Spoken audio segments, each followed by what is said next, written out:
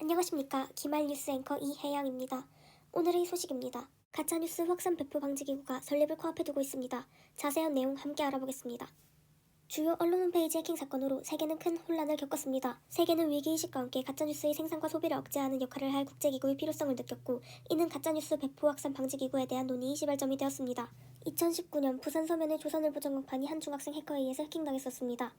이는 우리 국민들에게 밈이 되며 잘 마무리되었지만, 이번 언론사 홈페이지 해킹 사건은 그렇지 못했습니다. 피해 언론사가 세계적인 영향력을 가지고 있었기 때문입니다. 워싱턴 포스트, 뉴욕타임즈, BBC 홈페이지는 북미 소재 청소년 해킹 집단에게 완전히 장악당해 중미 전쟁 임박 소식을 일제히 보도하였습니다. 세계 각국의 언론사들은 신뢰도 높은 피해 언론사에서 올라온 정보를 별다른 확인 없이 유포했습니다. 그러나 이는 모두 가짜였습니다. 가짜뉴스에 직접 언급되었던 미국과 중국, 이번 사건으로 혼란을 겪은 일본, 독일, 프랑스는 협심하여 가짜뉴스 배포 확산 방지를 위한 국제기구를 설립하기로 했습니다.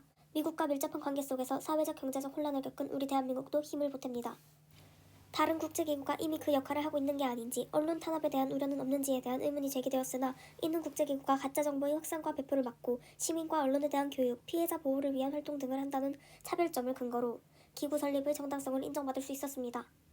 가짜뉴스 배포 확산 방지 기구는 언론인을 대상으로 한 정보 확인의 의무 교육, 회원국 국민 대상 비판적 정보 수용법 교육, 가짜뉴스 고의적 배포자에 대한 엄중 처벌 법제화, 가짜뉴스 피해자에 대한 정신적 치료 프로그램 지원 등이 있습니다. 이뿐 아니라 가입국은 기구의 협의 내용을 따를 것이며 세계인과 뜻을 같이 하겠다는 내용을 담은 선서를 할 의무를 부여받습니다.